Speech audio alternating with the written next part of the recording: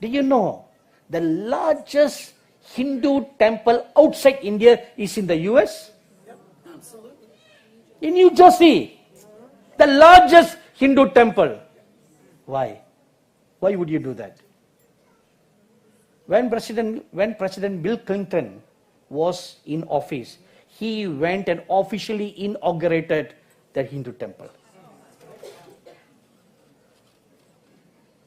And when President Barack was in office, he had Hindu festivals inside the White House. The very White House whose foundation was built on prayer.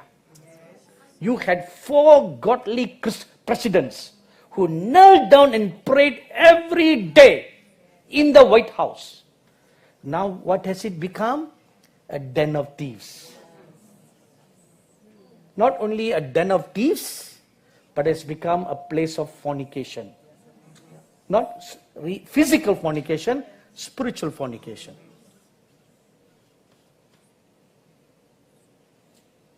When I first visited Westminster, Bishop Fondong, he picked me from the Baltimore airport and was driving me to here, Westminster. And I had an open vision of the Capitol. And I thought I didn't realize it was an open vision at that time because it was so real. I thought I was literally seeing the Capitol. So I pointed out to Bishop Fondong, I said, wow, such a fine building that can be seen from here. He said, no, there's nothing there. I said, no, look there it is. I was seeing with my naked eyes. Then I realized it was a vision that I was seeing. And after that, the following day, as I was praying in the hotel, the Lord Jesus came to me and said, come, let's go for a walk.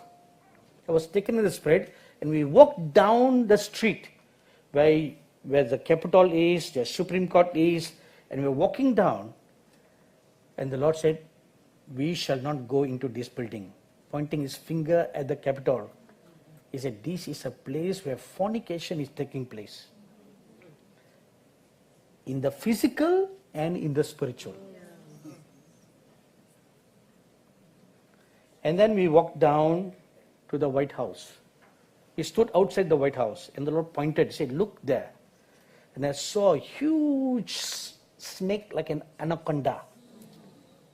This was at the time when Barack was the president, coiling and securely seated in the Oval Office. And each time it hisses, it was giving words of counsel to the president. What decisions he should make, what laws he should pass. This is your spiritual state as how God sees where you stand.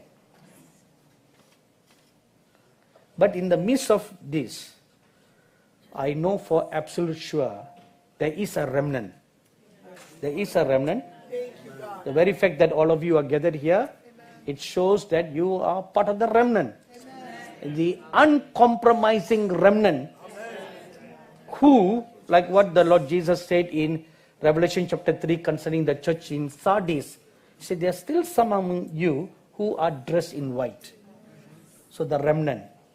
So for the sake of the remnant, the Lord desires to give you one more opportunity, which we will cover later. Number 2, when I am on the throne in their nation, then I would select a man after my own heart to rule them well in wisdom and godliness.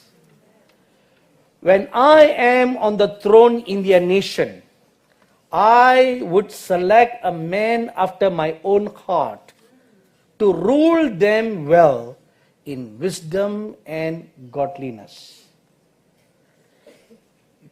Deuteronomy chapter 17 verse 15 says that it's God who chooses kings, not the people.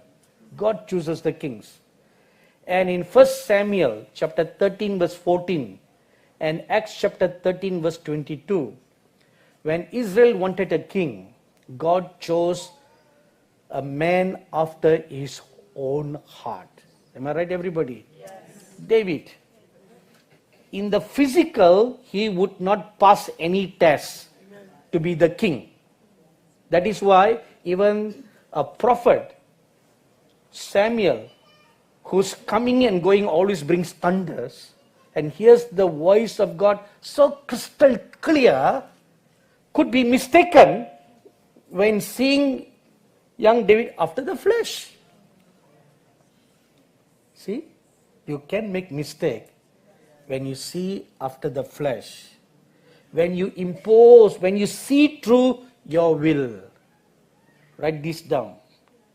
You can make a mistake in the spirit when you see it through your will. Then you make a wrong discernment of judgment. You will wrongly discern the will of God, presuming that it was the will of God. Because your will now, the will of God passes through your will and it gets muddied, corrupted. So what comes out is not the will of God but your will, which you presume that it was the will of God. That is why many people prophesy wrongly.